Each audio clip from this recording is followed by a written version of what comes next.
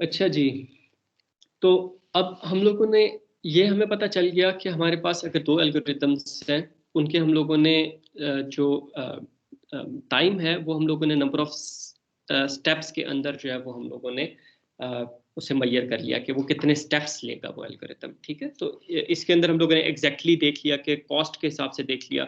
अगर हम लोग इसके अंदर से कॉस्ट को इग्नोर करते हैं, हम लोग ये ज्यूम करेंगे सारी कॉस्ट जो वो यूनिट है, वन वन है सारों की कॉस्ट, तो फिर हम लोगों के पास जो एन की जो हमारे पास वेरिएबल रह जाएगा उसके लिए हम लोग इसको जो है वो सॉल्व कर लेंगे।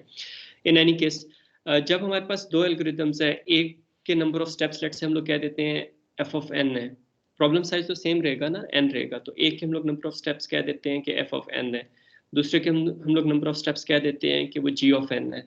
तो हम लोग कैसे डिसाइड करेंगे कि इन दोनों में से कौन सा एल्गोरिथम जो है वो हमारे पास बेहतर है?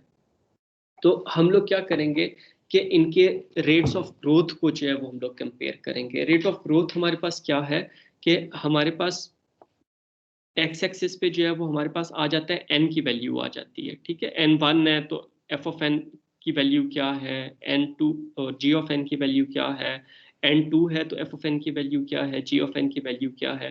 तो लेट्स से हमारे पास जो है वो, सॉरी यहाँ पे ये एन नहीं होगा, it should not be N.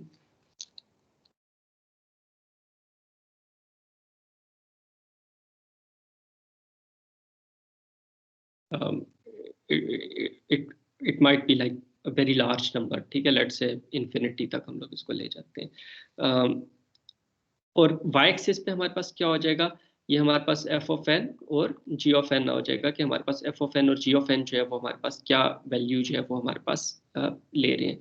तो इनकी ग्रोथ को जो है वो हम लोग देख रहे होते हैं। लेट से एफ ऑफ एन जो है वो हमारे पास जो है वो हमारे पास एफ ऑफ एन जो है वो हमारे पास लेट से टू एन है। ठीक है, या एफ ऑफ एन जो है वो हमारे पास टेन एन है।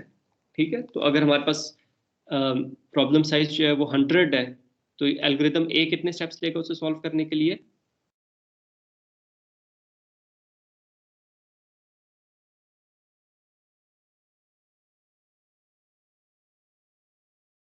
अगर प्रॉब्लम साइज हमारे पास 100 है तो एल्गोरिदम ए, जिसे हम एफ ऑफ एन से रिप्रेजेंट करें, कितने स्टेप्स लेगा? 100। 10 एन है बेटे, ये f of n is equal to 10 n है। बस एन की वैल्यू कर देनी है ना, तो नंबर ऑफ स्टेप्स आ जाएंगे। सर तो 10। अगर एन की वैल्यू हमारे पास जो है वो 100 है, तो एफ ऑफ एन की क्या वैल्यू हो जाएगी? 100। सर 1000। नो, 1000 हो जाएगी सर।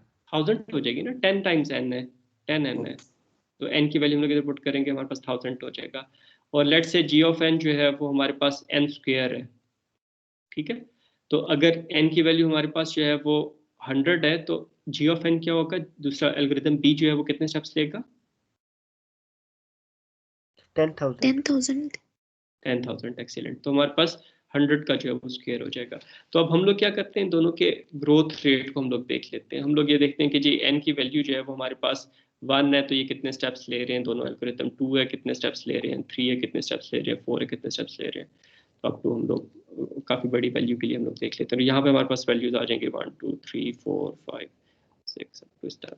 तो अब हमारे पास जो है वो, जब एन की वैल्यू 1 है, मे बी यहाँ पे स्केल हम लोग थोड़ा सा चेंज कर लें।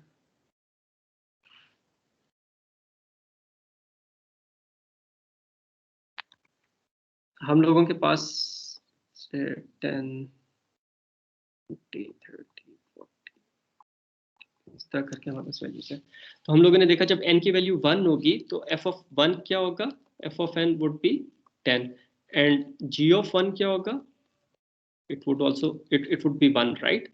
तो जब हमारे पास प्रॉब्लम साइज 1 है तो g ऑफ n हमारे पास जो है वो कितने स्टेप्स ले रहा है, एक स्टेप ले रहा है।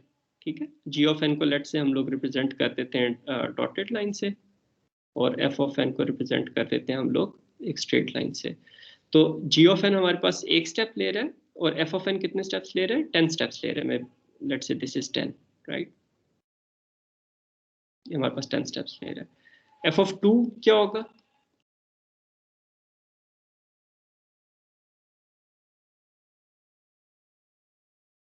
20 20 10n है ना, एफ ऑफ एन जो है वो 10n है, तो 20 हो जाएगा। और जी ऑफ 2 क्या हो जाएगा? सर 2 4 2 का स्क्वायर होगा ना, n स्क्वायर है, 4 हो जाएगा। ठीक है, तो हमारे पास जो वो है 2 के लिए हमारे पास ये 4 स्टेप्स ले रहा है, और जो एफ ऑफ एन है ये हमारे पास जो है वो 20 स्टेप्स ले रहा है। इसी तरह हमारे पास एफ ऑफ 3 क्या हो जाएगा? 30 हो जाएगा। और जी ऑफ 3 क्या हो जाएगा? सर 9 9 हो जाएगा। तो अब आप देखो कि हमारे पास कौन सा एल्गोरिदम बेहतर लग रहा है?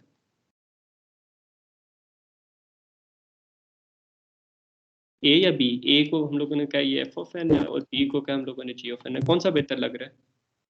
Sir g of n. Sir g of N.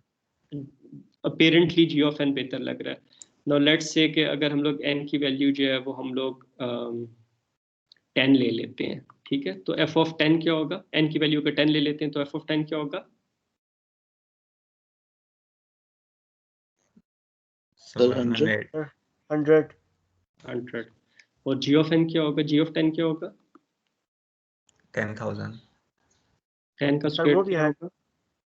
100 ही होगा। 100 ही होगा। 100 होगा।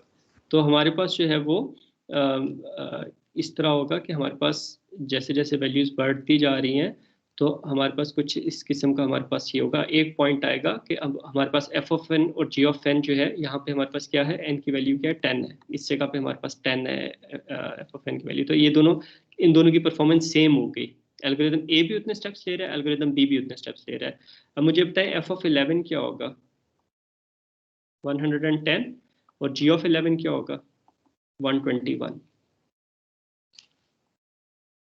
11 का स्क्वायर 121 होता है ना। इसी तरह एफ ऑफ 12 जो है वो क्या होगा? 120 होगा। और जी ऑफ 12 क्या हो जाएगा?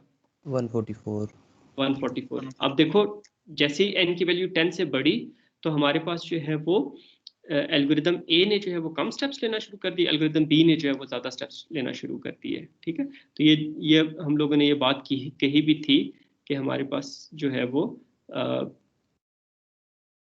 प्रॉब्लम साइज के ऊपर भी डिपेंड कर रहा होता है। तो अब हम लोग ये प्रिसाइजली बता सकते हैं कि रेट्स ऑफ ग्रोथ को कंपेयर करके कि एन की वैल्यू जब तक हमारे पास 10 है तो जी ऑफ एन बेहतर है, मतलब एन की वैल्यू जब तक हमारे पास 9 है तो जी ऑफ एन बेहतर है। जैसे एन की वैल्यू 10 होती है तो एफ ऑफ एन और जी ऑफ एन, मतलब ए और बी दोनों एक जैसा परफॉर्म करते हैं। और जैसे ही हमारे पास जो है वो एन की वैल्यू जो है वो हमारे पास 10 से एक्सीड करती है, 10 से बड़ी होती है, तो फिर हमारे पास जो है वो एफ ऑफ एन बेहतर हो जाता है। उसके बाद आप एन की जो भी वैल्यू दो, एफ ऑफ एन के अंदर नंबर ऑफ स्टेप्स जो है वो हमारे पास कम होंगे। ठीक है बेटा, ये चीज़ समझ आ गई? तो इस तरह हम लोग जो है वो एल्गोरिदम की जो ग्रोथ होती है उसको हम लोग जो है वो कंपेयर कर लेते हैं।